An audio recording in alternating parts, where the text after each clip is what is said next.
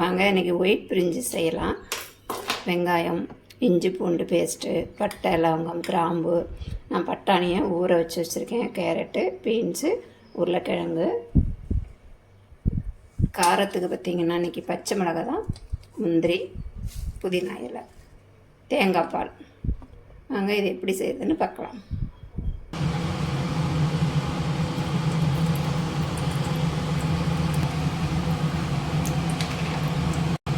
நெய்யும் எண்ணெயும் கலந்த மாதிரி நான் சேர்த்துருக்கேங்க. டேஸ்ட்டு நல்லாயிருக்கும்.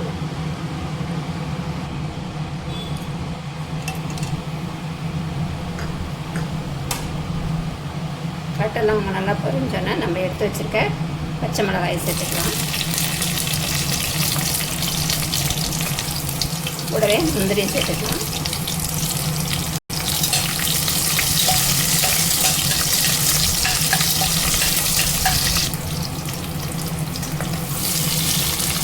வெங்காயத்தையும் சேர்த்து நல்லா வதக்கிடலாம்.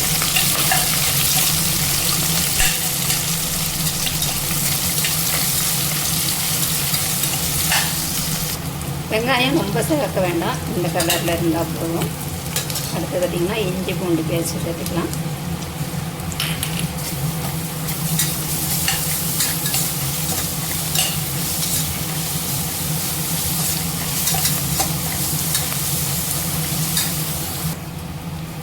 புதினா இலை சேர்த்துக்கலாம். நான் பட்டாணியை ஊற வச்சு வச்சுருக்கேங்க, இதை சேர்த்துக்கலாம். உங்கள்கிட்ட பச்சை பட்டாணி இருந்தால் கூட சேர்த்துக்கோங்க. கட் பண்ணி வச்சுருக்க காயையும் இது கூட சேர்த்துக்கலாம்.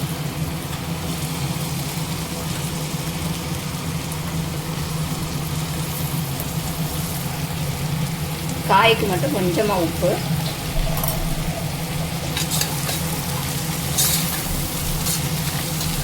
இதோட காரம் பார்த்திங்கன்னா பச்சை மிளகாய் மட்டும்தாங்க.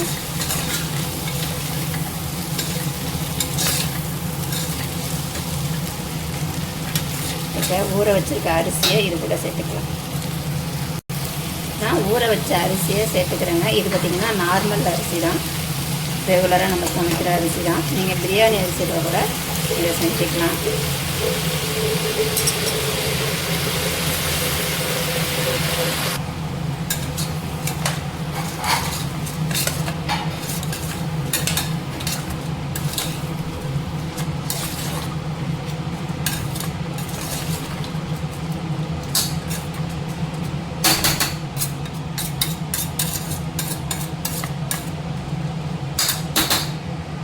நான் இந்த கிளாஸால் 1.5 கிளாஸ் அரிசி எடுத்துருக்கேங்க.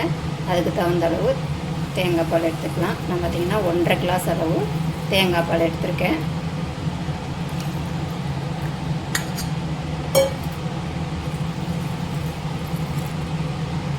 தேங்காய் பால் ரொம்ப சேர்த்தாலும் நம்மளுக்கு திகட்டும், ஏன்னா இதில் காரம் இல்லையா, இல்லை அதனால் இப்போ நார்மலாக தண்ணி ஊற்றிக்கலாம்.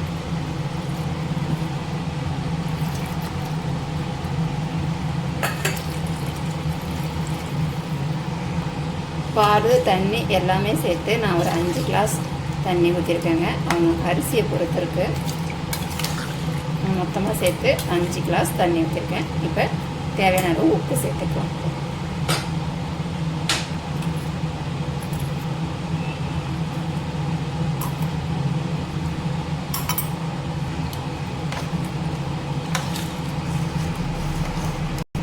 நல்லா கலந்தாச்சுங்க. உப்பு செக் பண்ணிட்டு நம்ம மூடி போட்டு ஒரு 4 விசில் விட்டு இறக்கிக்கலாம். பிரியாணி அரிசியாக இருந்தால் 2 விசில் விடுங்க. பிரியாணி அரிசிக்கு 1க்கு 1.5 ஊற்றுங்க. இது வீட்டு அரிசிங்கிறதுனால நான் கொஞ்சம் தண்ணி கூட ஊற்றிருக்கேன். இன்னும் 4 விசில் வந்தோன்னா நம்ம ஆஃப் பண்ணிக்கலாம். குக்கரை ஓப்பன் பண்ணி வச்சுங்க. சூப்பராக வந்திருக்கு பாருங்கள், அருமையாக இருக்குது. பார்க்குறதுக்கே நல்லா சாப்பிடணும் கூட இருக்குது. காரம் சாரமாக முட்டை, உருளைக்கிழங்கு, இல்லைனா குருமா இந்த மாதிரி செஞ்சு சாப்பிடுங்க, நல்லாயிருக்கும். நல்லா கலர்ஃபுல்லாக கேரட், பீன்ஸு, உருளைக்கிழங்கு, பட்டாணி எல்லாம் சேர்த்து செய்யும்போது பசங்க நல்லா விரும்பி சாப்பிடுவாங்க. தேங்காய் பால் இருக்குது, காரமும் அதிகமாக இருக்காது. நீங்களும் இந்த மாதிரி செஞ்சு பாருங்கள். எப்படி இருக்குன்னு லைக் பண்ணுங்கள், ஷேர் பண்ணுங்கள், கமெண்ட் பண்ணுங்கள். மறக்காமல் சப்ஸ்கிரைப் பண்ணுங்கள். இன்னொரு வீடியோவில் சந்திப்போம். பாய்.